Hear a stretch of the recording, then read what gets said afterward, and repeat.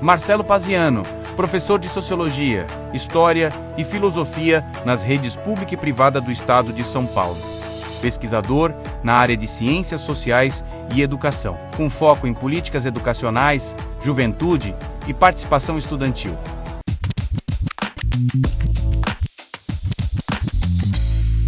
Olá a todos, hoje damos início ao programa Start Jovem, do nosso podcast aqui do Centro Profissionalizante Rio Branco. Hoje com o tema de geopolítica e como afeta no nosso dia a dia profissional. Eu sou o Cauê. Eu sou a Fernanda.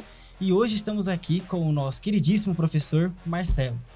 Olá Cauê, olá Fernanda, o pessoal que está nos escutando. Primeiro eu agradeço o convite, é uma honra estar aqui com vocês. Estou animado. Quando me falaram que é um podcast de jovens, falando de política, geopolítica, mundo do trabalho, eu falei, esse é o momento, a gente vai ter uma troca interessante. E cada vez mais que eu vejo jovens querendo falar disso, sei que estamos no caminho certo. Então, muito obrigado pelo convite, vai ser uma honra a gente conversar hoje. É isso, a gente agradece. Eu quero iniciar, professor, perguntando, da sua trajetória até aqui, como você escolheu, sociologia, história, o que te atrai para esse mundo? Certo.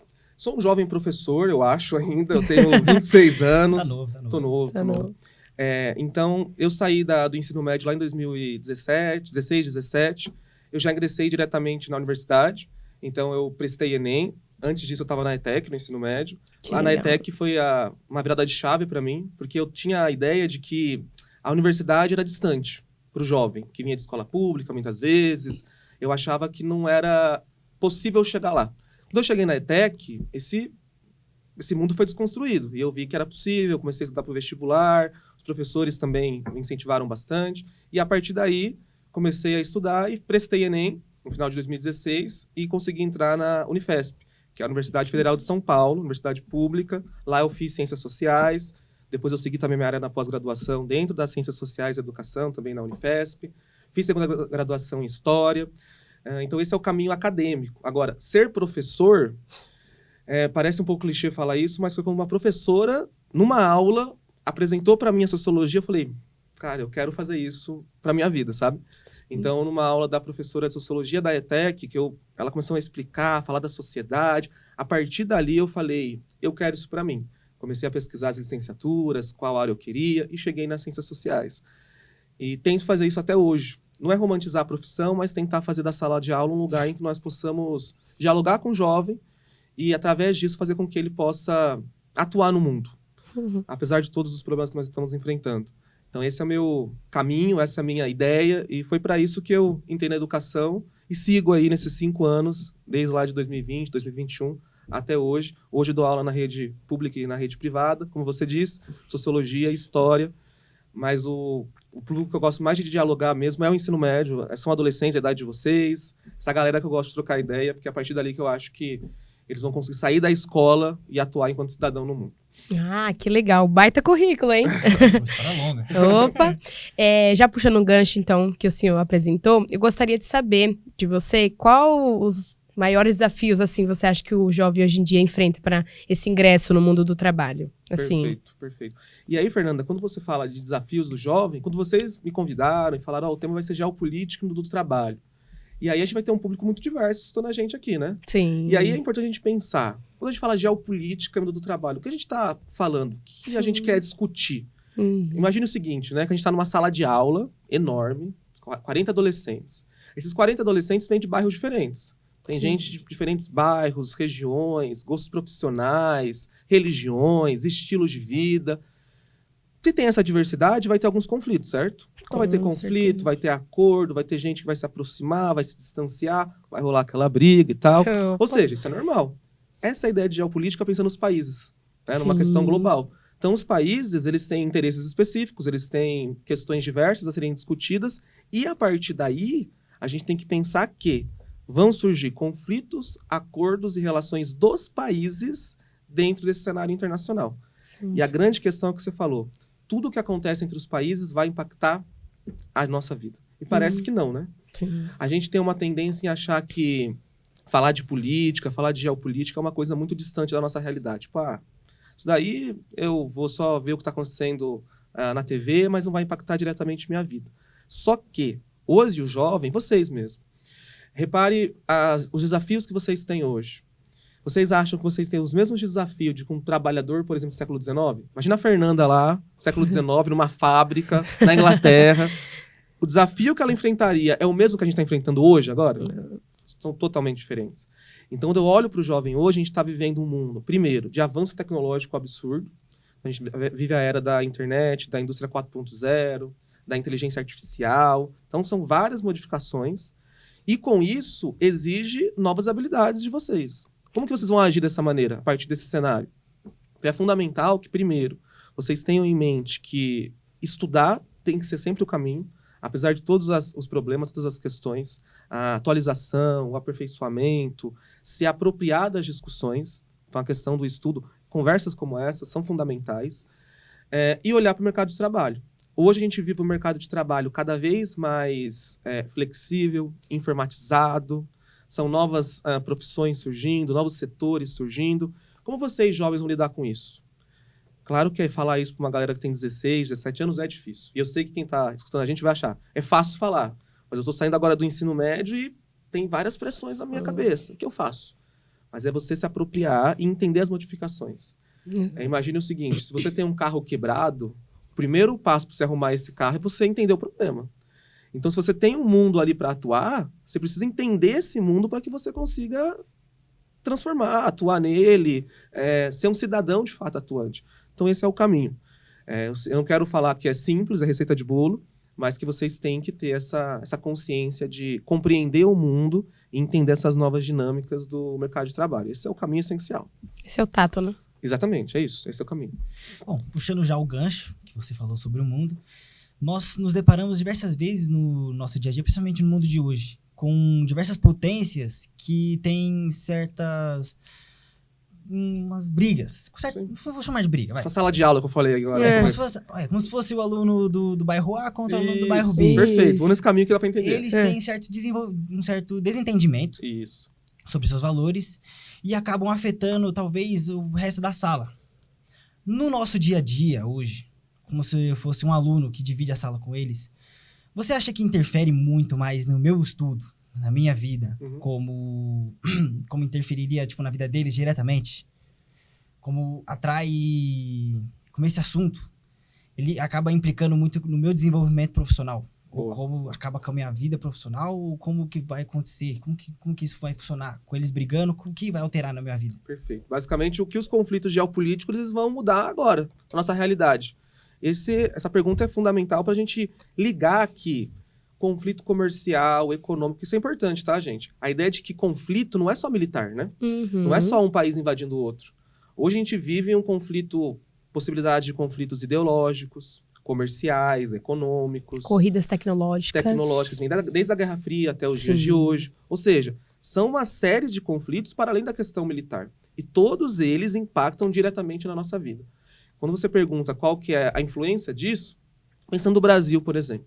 O Brasil, ele é um país que dentro do sistema mundial, ele não é um país já desenvolvido. Alguns vão chamar de em desenvolvimento, outros vão chamar de país periférico, outros vão chamar de país emergente. Então, cada um vai usar um conceito para definir esse país. Sim. Só que a grande questão é, nós não somos, na cadeia global, um país dominante. O que é muito comum no Brasil? A gente fornece matéria-prima para os países das grandes potências e tem que comprar produto industrializado final, certo? Qualquer conflito, qualquer guerra, qualquer relação que estremece vai afetar a gente. Porque nós vamos ter uma influência aí econômica do que nós não conseguimos produzir e necessitamos do outro e vai impactar na nossa vida. Então, se qualquer país, os Estados Unidos, ele tem uma relação conflituosa com o Brasil, isso vai impactar totalmente a nossa dinâmica econômica. Em relação a quais produtos nós fazemos aqui, a quais produtos nós pegamos de outros países. Então, vocês pensarem que quando a gente ouve falar de que o desemprego está aumentando, de que está tendo crise econômica, de que o salário está baixando, a cesta básica está aumentando, vem do nada isso? Não vem do nada. Tudo isso vem de consequências não só geopolíticas, mas também geopolíticas. Então, vocês terem a visão de que se o mundo é globalizado... Lembra da aula de geografia lá do Fundamental? Lógico que vocês lembram. Né? Lembro. A gente fala de globalização. E globalização é essa noção de que o mundo ele está conectado. Sim. Culturalmente, economicamente, socialmente. E se estamos conectados, se um país faz algo que possa afetar o restante, vai afetar. Porque o mundo não está isolado. Nesse exemplo da sala que você falou, não é cada aluno por si. Eles estão em grupos. E se um aluno fazer uma coisa de errado, vai impactar a sala de aula inteira. A mesma coisa com o mundo. Hoje nós temos alguns atores que são dominantes, né? Estados Unidos, China, Rússia. E se esses atores tiverem movimentos diferentes, vai impactar o mundo inteiro, inclusive países emergentes, periféricos como o Brasil. Então, ter essa consciência, né, de que a geopolítica não é você ficar discutindo livro didático ou falando de notícias da atualidade de conflitos pelo mundo inteiro. É você entender que esses conflitos vão impactar totalmente nas nossas vidas, no desemprego, no salário, no valor da cesta básica. Acho que a cesta básica é clássica. O Brasil produz tudo aqui no nosso país? Não. Talvez não tenha nenhum país no mundo que tenha mesmo os mais industriais, com uma nacionalização das empresas, não tem nenhum país no mundo que consegue produzir tudo sozinho. Então precisa do outro. Então se eu preciso do outro, e esse outro não está na mesma sintonia política, social, econômica que a minha, a chance de me prejudicar é muito grande. Exato. Então, vocês terem essa consciência de que os problemas sociais do Brasil devem-se sim a problemas internos, mas também a relações com outros países. Se vocês entenderem isso, as coisas facilitam bastante. O senhor citou crise econômica, né? E aí já desencadeia para mim fluxos migratórios, né? Porque um vem atrás do outro. E aí eu queria saber a sua opinião sobre os fluxos migratórios. Eles impactam no mundo do trabalho, ainda mais para nós jovens? Perfeito. E a gente tem que pensar por que as pessoas migram, né, Fernando? Migração não é vou ir para um outro país porque eu quero viajar e... Não é... Ela não é espontânea apenas. Ele vem com um objetivo de buscar uma vida melhor para ele. Por exemplo, melhorias de condições de vida, conflitos e guerras, questões bélicas. Um país está numa crise em guerra absurda e os cidadãos vão buscar outros países. Crise econômica e social. O país está com desemprego, aumento de miséria, desigualdade. Vai buscar uma nova vida, como disse o Cauã, em outro país. Oportunidade de emprego, de estudo. Tudo isso faz as pessoas saírem de um país para o outro. Então, entender a migração é fundamental. Os motivos de acontecer a migração. Isso vai impactar aqui o mercado de trabalho? Totalmente. E aí tem que ter um cuidado, um equilíbrio muito grande. Quando os imigrantes chegam aqui ao Brasil, eles vão para quais postos de trabalho, em grande maioria? Na maioria das vezes, a postos de trabalhos precarizados. Porque ainda não há um reconhecimento enquanto brasileiro, ainda há um estereótipo, uma certa xenofobia nossa de... ele vai vir aqui e, não sendo brasileiro, vai trabalhar, eu não acho isso justo. Tem um senso comum que pensa isso ainda, né? Então, é um desafio de reconhecimento, de identidade, de xenofobia. Tudo isso faz a pessoa ir, muitas vezes, para um mercado de trabalho mais precarizado. Isso vai impactar a nossa dinâmica? Vai impactar, sim. Mas temos que ter um equilíbrio de melhorar a nossa economia, fortalecer a nossa indústria, sem ter uma política xenofóbica, uma política excludente, do tipo, vamos fechar o Brasil aqui, ninguém pode entrar, porque só pode trabalhar no Brasil quem é brasileiro. Faz sentido isso no mundo globalizado hoje? Não. Um mundo diverso, em cultura, em economia, em sociedade, não faz sentido. Então esse é o equilíbrio. Impacta na economia? Sim. É um desafio? É. Mas quais alternativas nós temos para fortalecer a nossa indústria, reconhecer essas pessoas e não criar uma certa rivalidade entre quem é do Brasil e quem não é? É difícil, mas isso também tem a ver com educação, com conscientização, com você entender as dinâmicas da política. Conversas como essas, tendo o alcance que a gente espera que vai ter, e tem, porque aqui tem uma boa... chega bastante nas pessoas, então a gente espera que isso vai ser uma ideia de conscientizar e ouvir falar mais sobre esses assuntos. Com certeza. Bacana. Vou voltar um pouquinho no assunto anterior. A Fernanda citou tecnologia. Bom, que a tecnologia está aumentando, está crescendo, está evoluindo, isso é um fato. E algo que vem surgindo muito e dando muito ênfase, principalmente nas mídias, fake news, é a inteligência artificial, que está evoluindo constantemente. Há anos atrás, a tecnologia da inteligência artificial era bem limitada. Fazia vídeos bem mal feitos, hoje já cria vídeos que você duvida do seu cérebro se aquilo realmente é real. Você acha não, né? os países realmente estão correndo uma corrida para ver quem tem a inteligência mais potente, mais forte no mercado. Você acha que, no futuro, essa inteligência vai impactar com alguns empregos específicos para os jovens aprendizes, ou seja, para as pessoas que já estão além do jovem aprendiz, estão num CLT, estão num trabalho mais adulto, tá ligado? Já está impactando. E aí você falou da inteligência artificial, é muito absurdo, porque eu lembro lá do vídeo do Will Smith, lembra? Lá ele comendo macarrão. Sim. Aquele é um vídeo de IA. Aqui comendo pedra, mano. Um vídeo ridículo. Nossa, absurdo. Aquilo ali é feito de IA. Então, essa é a IA que vai dominar o mundo. E hoje, você vê alguns vídeos que eu duvido. Fala, cara, isso é verdade? Isso não é? Será? Tem que pesquisar ali pra ver se é verdade mesmo. Isso. Então, em questão de 1 ano, 2 anos, a IA deu um salto absurdo. Absurdo. Saiu do vídeo do Will Smith agora pra um vídeo que você tem muita dúvida se é real. Se realmente é Perfeito. verdade. Então, o impacto já está acontecendo. Mas a grande questão é, vão ter várias tecnologias que vão surgir no mundo do trabalho, na sociedade. Essa não vai ser a última. Pensa assim o seguinte, lá na Europa do século XVII e XVIII, quando viram uma esteira mecânica lá. Lembra Charlie Chaplin, Tempos Modernos, aquele filme que vai passando a esteira mecânica, tal, os produtos. Quando veem isso, o que eles acham? Acabou o nosso trabalho agora. Futuro. Não tem. O futuro agora é a esteira mecânica, as máquinas vão dominar o mundo, vão ser substituídos, exatamente. Só que a grande questão, não existe tecnologia sem trabalho humano. Quem que produz a IA, gente? A IA vem do nada? Não. A IA, ela vem de um comando humano.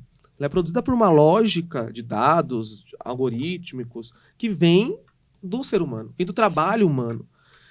Então, sempre vai ter tecnologias novas. Imagine quando surgiu a internet. Imagine a mãe ou até a avó de vocês que era expert em datilografia. Sabe aquelas máquinas de escrever? Então, putz, eu sei mexer em tudo, digitar, tal, conta comigo. Aí viu o computador chegando. Qual que é o movimento que tem que fazer? Eu sou muito bom em datilografia. Eu vou continuar sendo na datilografia, vou ter que conhecer o mundo do computador. Vai ter que se aventurar. Ah, mas você é o melhor da datilografia. Mas chegou uma novidade. Isso. Como o computador, exatamente. Como ele vai te impactar nessa nova mudança? A mesma coisa com as outras tecnologias. Quando chegou a internet, quando chegou a IA agora, a IA vai impactar os trabalhos? Não. Fala comigo como professor. Sim. Professor, vamos pensar, anos 90, passava um trabalho. Como que o estudante ele respondia o trabalho? Vocês têm ideia? Hoje vocês vão na... Bibliotecas, será? Você procurar uma biblioteca? Porque a internet já existia, tinha o celular, mas muito restrito ainda. Então você ia pra biblioteca, tinha enciclopédia. Já viram uma enciclopédia, não? Já. Um livro enorme, assim, com várias pesquisas e tal. Então tem enciclopédia. Era muito mais difícil para um aluno fazer o copia e cola de hoje.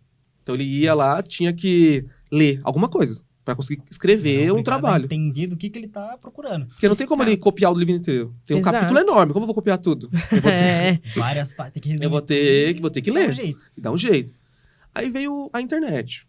Com a internet já deu uma melhorada para o estudante, porque ele consegue agora colocar na casa dele, lá no celular ou no computador, aparece uma página, mas ainda assim são muitos links, muitas páginas, muitos textos. Ele vai ter que fazer um recorte. Lugares não tão confiáveis. Não tão confiáveis, então ele vai ter que fazer um recorte. Quais fontes eu vou procurar, tal. Agora a IA é outra questão. Ela já te dá a Eu resposta. passo uma pergunta hoje na lousa, a chance do aluno me entregar em 1 minuto e meio é muito grande. Porque ele entendeu? Não, porque já está com a IA pronta ali. Isso é uma campanha contra a IA, estudantes que estão nos ouvindo? Não, muito pelo contrário. É você entender que como a IA pode ser importante para a sua vida. Saber usar a seu favor, né? Exatamente, exatamente. Como a inteligência artificial impacta hoje a minha vida como estudante, como aprendiz, como estudante de curso, como futuro trabalhador, na área que eu escolhi enquanto profissão. Eu, enquanto professor, eu posso negar a presença da inteligência artificial? Eu não posso negar. Ela está impactando. Eu vou planejar todas as minhas aulas só confiando na IA? Não faz sentido.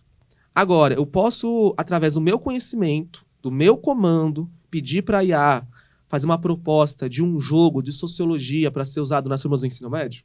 Percebe? Aí é bacana. E aí ele vai trazer, fala, mas não tá bom ainda, arruma isso daqui e eu vou dando os comandos até eu chegar no produto que eu acho interessante. Mas necessita do meu comando, da minha intervenção. Não falar assim, explica o que é geopolítica, copia, cola e deixa na lousa. Aí não faz sentido. Então pensa em todas as profissões possíveis. Como que a IA vai impactar o contador, vai impactar o advogado, vai impactar o médico, o farmacêutico, vai impactar hoje o administrador, vai impactar. A grande questão é como você pode usar isso para você se aperfeiçoar enquanto profissional, enquanto pessoa. Esse é o caminho. Você vai usar a IA só para substituir o seu pensamento? Tiro no pé, cara. Porque aí você vai ter um processo, eu brinco com os alunos, que é um processo de emburrecimento aí. Porque você não vai mais pensar. Você não vai mais refletir, não vai mais questionar. Vai querer digitar e querer pronto. Isso. Ah, é isso? Deixa eu perguntar aqui pra IA rápido. O que eu vou almoçar hoje. Porque eu tô em dúvida se eu vou comer estrogonofe de carne ou de frango. Então você perde total a capacidade de pensamento, sabe? Sim. Agora, se você conseguir usar a IA para o seu favor no sentido de eu tenho um conteúdo, eu tenho uma trajetória, eu tenho uma experiência, eu sei que comando fazer para produzir algo melhor do que produzia só com o meu trabalho, aí você vai conseguir entender. Somar, né? Não então, só... todo mundo que está nos vendo agora, nos ouvindo, pensar o seguinte: como a inteligência artificial impacta na minha vida e na minha futura profissão, ou na minha atual profissão. Tem pontos que você pode enxergar negativos? Sim. Mas como você pode driblá-los? Você pode fazer deles algo mais alternativo, mais possível para a sua profissão? Esse é o caminho. Dei o exemplo do professor, que é a minha área. Eu vou usar a IA para conseguir aperfeiçoar as minhas metodologias na sala. Mas jamais substituir o trabalho e o pensamento humano. Isso jamais. Eu acho que até desencadeia um novo tipo de trabalho. Sim. Porque existem diversas plataformas com a inteligência artificial que você pode colocar não só uma, como várias para rodar e fazer acontecer alguma coisa. Já vi vários vídeos de pessoas que colocam a inteligência artificial para fazer vendas, por exemplo. Perfeito. Venda de livros digitais, coisas desse tipo. E pode até desencadear um novo tipo de programador. Perfeito. Programador de inteligência artificial. Perfeito. Então você percebe que a IA vai impactar diretamente aí na programação também. Sim. Agora, profissões vão sumir? Com o avanço tecnológico, pode ser que elas se reinventem, se redesenhem, ou sejam excluídas mesmo. Sim. Hoje, é muito difícil a gente ver um leiteiro passando de porta em porta. Já foi uma das principais profissões do Brasil hoje, antigamente. Hoje a gente vê já com uma mudança de hábito as bancas de jornais. Elas existem? Existe. Mas vende jornal, de fato, só? Como que ela sobrevive? Vendendo cards, vendendo chip de celular, recarregando o celular, fone de ouvido. Então, exato. Se mantém nas figurinhas. Exato. Existe a banca de jornal, que antes era só jornal, porque as pessoas... O Brasil se informava pelo jornal. Eu saí para pegar o jornal e ver o que está acontecendo no mundo. Hoje o celular permite fazer isso. Então, comprar jornal é um nicho muito específico que compra. Então, as bancas não podem só vender jornal. Elas precisam se atualizar. E se atualizaram. A mesma coisa com vocês no mercado de trabalho e com a IA. Como a IA vai impactar e como vocês devem fazer e se comportar. Aí é um desafio, acho que mais fácil para vocês. Vocês estão sendo inseridos no mercado de trabalho. Imagina aquela pessoa que está com 40, 50 anos e está vendo a IA. Assusta. Opa. Ela precisa se atualizar. Ela precisa entender o que está acontecendo. Agora vocês estão entrando agora. Então vocês sabem como a IA funciona. Vocês estão vendo o boom da IA acontecer. Já acompanha desde o começo. E você viu lá o vídeo muito mal feito. Agora o vídeo... E hoje um vídeo que você duvida se realmente... Então, como que eu vou usar isso agora na minha vida, na minha profissão, no meu estudo? Sempre pensando na não substituição do trabalho humano. Se vocês fizerem isso, aí o caminho é interessante. Professor, gostaria de saber de você, com o avanço das multinacionais, por exemplo, em um país como o Brasil, o senhor acha que gera mais oportunidades ou precariza essas oportunidades de trabalho? Fernanda, você fez pergunta aí de dissertação de mestrado, tá? Boa. Tem gente aí na sociologia, na história, na geografia, tentando responder isso. Opa! Como que as multinacionais têm um papel na economia de um país? Então, para quem tem dúvida, multinacional é aquela empresa que não é brasileira, que vem ali de outro lugar, de outro país, chega em território nacional e exerce ali a sua atividade. Qual que é o caminho, qual que é o equilíbrio? A gente precisa pensar que é importante que o Brasil tenha uma indústria nacional? É importante. É importante defender a soberania do Brasil? O Brasil ser um país soberano? É importante. Isso significa se isolar do mundo? Não. E aí que é o equilíbrio que muitas vezes a gente acaba patinando, não só como indivíduo, mas como país mesmo. Porque quando eu falo que tem que ter uma indústria nacional, você pensar assim, o que é vantajoso o Brasil produzir aqui? Sem comprar de parceiros externos.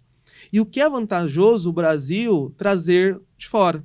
Então, ter essa consciência de que tem que ter indústria forte, tem que ter uma economia nacional soberana, ao mesmo tempo que alianças geopolíticas, comerciais, econômicas são fundamentais.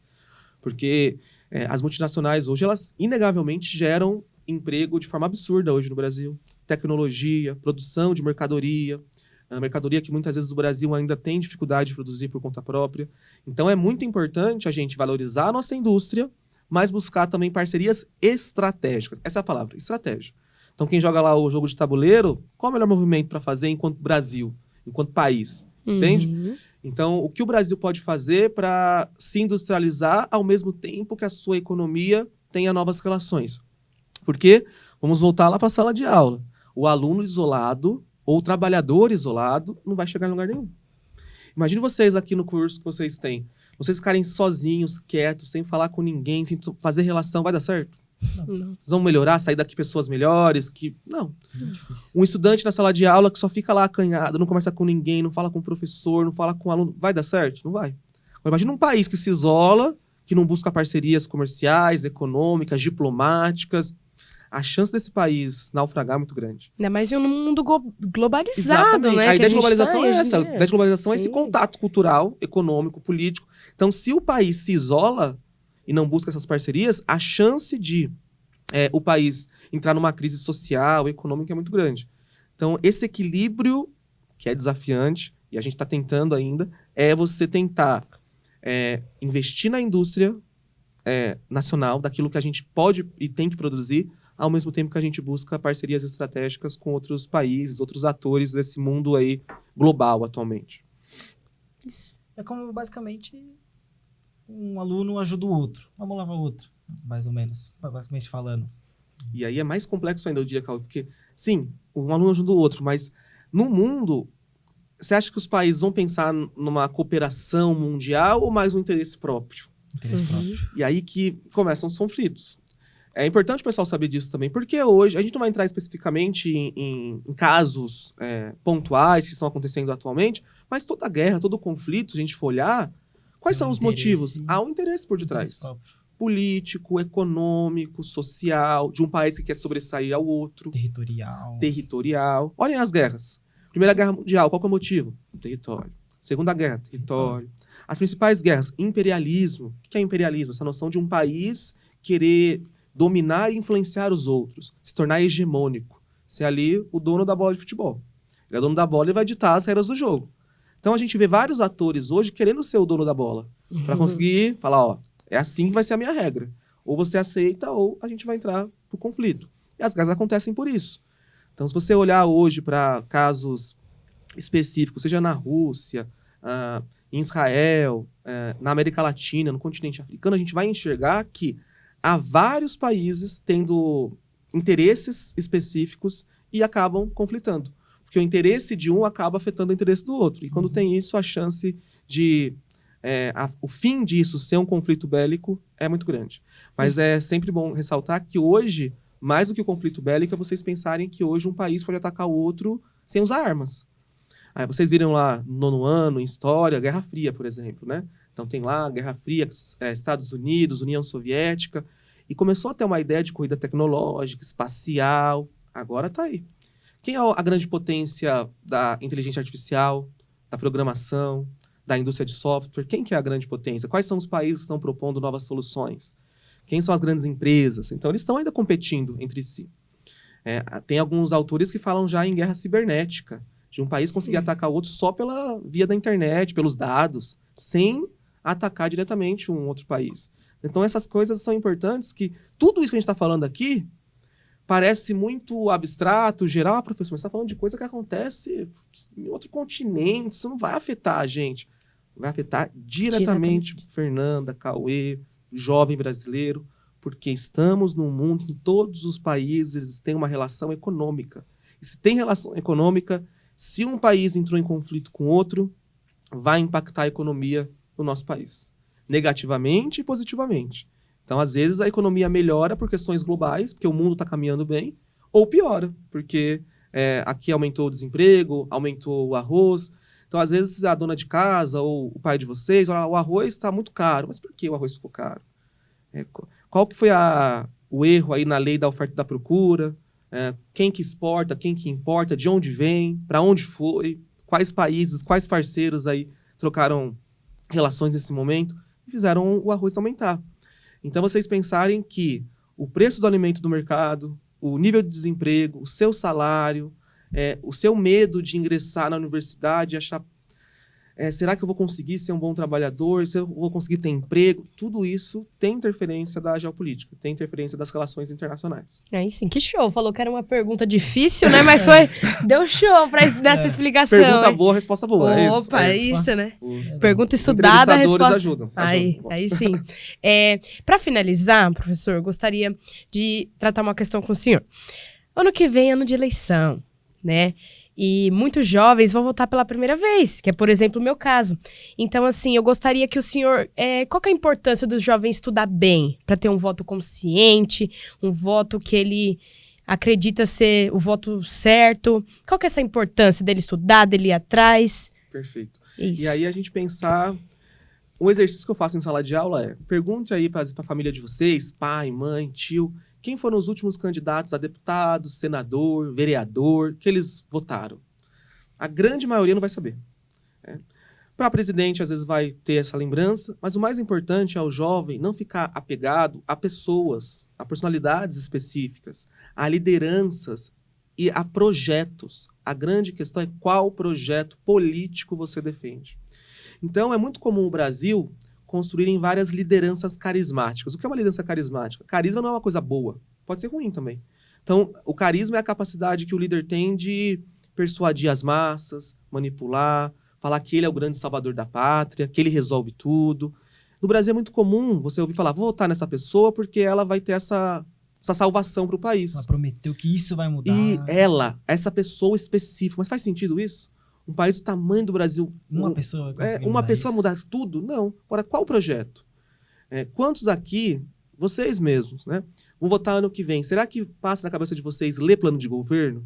Entrar lá no site, cada candidato, quais são as propostas que eles estão defendendo? Para a educação, para o trabalho.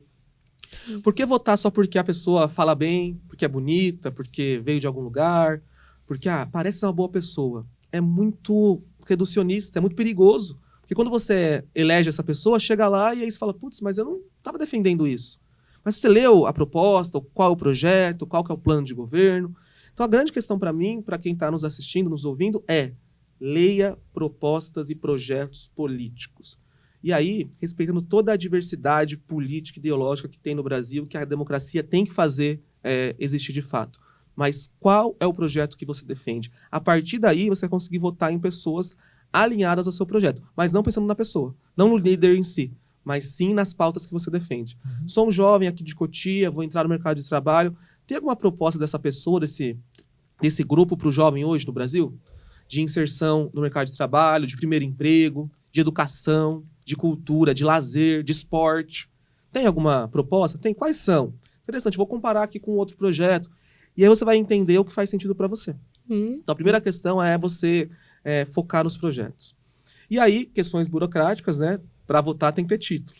Então, não vai esquecer disso. Estuda pra caramba, vai lá, faz a lição de casa, leu tudo, putz. Esqueci. Não tirei. Aí vai deixar a próxima eleição. Mas não vai... Primeiro passo. É o primeiro passo. Mas é importante você estar ali regularizado na Justiça Eleitoral. Só para reforçar, com 16 anos é opcional votar. Mas eu acho muito importante vocês se apropriarem, porque todos vocês aqui têm a possibilidade de falar sobre o Brasil, sobre quais são as urgências, os problemas, os dilemas. Então, vocês podem sim e devem votar. Então, com 16 anos, eu votei e indico todo jovem a votar, pensando sempre nesse estudo prévio. Mas é obrigatório com 18 anos. Então, quem for fazer 18 anos tem que já correr atrás para tirar o título de eleitor e ficar regularizado com a Justiça Eleitoral, porque isso impacta tudo na sua vida. Primeiro emprego, universidade, sair para outros países fora do Brasil. Então, tudo isso é impactado por ter o título. Mas, além disso, é importante exercer essa cidadania, comparar os projetos e conseguir votar, não porque a pessoa, eu acho ela legal, mas qual é o projeto que ela defende e é alinhado com o meu, então eu vou votar nela por isso. Isso, perfeito. Eu acho bacana isso que você disse sobre votar por um motivo que te atrai, motivo que te afeta. Algo que eu acredito bastante é você procurar muito naquelas propostas que chegam o mais próximo possível da sua ideologia, das coisas que você acredita, não porque a sua família segue um partido político, ou porque eles falam bem de um, falam mal de outro, você procurar aquilo onde isso vai afetar você, aonde isso engloba algo que você gosta de fazer. Acho que essa relação que você faz é perfeita. Qual é a relação da política com a minha vida? Infelizmente, entre os jovens, no Brasil como um todo, a gente está vendo uma visão de que política é distante. A gente está construindo uma geração descrente na política. Porque a gente liga a política só a ficar brigando no almoço de família, infelizmente. E política é mais complexo do que isso, gente. Política vem lá da Grécia Antiga. Aristóteles, filósofo grego, fala de política. Política é vida em comunidade. Nós somos animais políticos. A Fernanda não vive sozinha. Você não vive sozinho, eu não consigo viver sozinho. Todos nós precisamos da relação social. Todos os problemas que surgem dessa relação é política. Quando vocês começarem a entender isso, a gente vai desconstruindo o estereótipo que tem nessa discussão de vou falar ou não de política. Então, se hoje eu olho para minha escola e não estou satisfeito com ela, é política. Se eu estou com medo de sair para a rua por causa da violência, ou por eu ser mulher, por exemplo, isso é política. Se eu tenho medo de ser desrespeitado por alguma crença, por alguma orientação, identidade, envolve política. Vocês perceberem que os problemas, até coisa mais boba lá, de você reivindicando o asfalto da sua rua, é política. Junto com os moradores de bairro, junto com a associação dos moradores. Então a política, ela permeia as nossas relações. Não dá para falar de transformação da sociedade sem discutir política. Então eu vou defender toda a aula, toda a conversa nossa, política se discute. Mas essa política, a política da vida em sociedade, a política dos projetos, a política para tentar transformar o Brasil, que tenha um país melhor para o jovem. O jovem conseguir trabalhar, estudar, ter acesso à cultura, o lazer, o esporte. É para isso que a gente está aqui. Conversas como essa são fundamentais para esse caminho. E é isso que eu defendo e acredito que vou defender até o final da minha vida. Exato. Perfeito, Marcelo. E, gente, é com essa aula do meu querido professor Marcelo que a gente finaliza esse episódio. Foi muito bom participar aqui, ter vocês como ouvintes, acompanhar esse nosso bate-papo de muito aprendizado. Gostaria de agradecer ao espaço, ao tempo de vocês. O senhor gostaria de dar algum agradecimento especial? Eu agradeço ao convite, antes de mais nada. Então, sempre é uma honra saber que tem uma referência para falar desse assunto. Então, eu fiquei muito feliz quando vocês me chamaram. Então, agradeço ao CE, para vocês, a estrutura que disponibilizaram aqui para a gente conversar desse assunto, que é tão importante. Agradeço a conversa tranquila que a gente teve. Então, Sim. Nós conseguimos transformar um bom bate-papo. Acho que foi bem esclarecedor para quem está nos escutando. Falamos de vários assuntos e tenho certeza que quem escutou a gente de fato, sem ficar lá nas redes sociais, vai sair com uma reflexão. Vai sair com algo para olhar para o mundo e falar como que eu posso atuar para colaborar para um mundo melhor. Então, fiquei muito feliz. Já estava animado com o convite. Agora que aconteceu a conversa, estou mais feliz ainda e satisfeito com o que a gente conversou. Obrigado mesmo. Deu tudo certo. Até mais leve. Puxa, agora tô tranquilo. Agora já... Lembrando de seguir CEPRO Rio Branco no Instagram e nas redes sociais. Acredito que sejam @ todas iguais. Agradecemos a todos os ouvintes, para todos que nos ouviram, para todos que nos assistiram. Às vezes as pessoas assistem podcasts olhando visualmente, que preferem o visual, e aqueles que escutam, que é bem melhor, enquanto você faz alguma coisa, lava uma louça, muito melhor. A gente agradece e a gente vê vocês no próximo episódio. Tchau, tchau. Obrigada.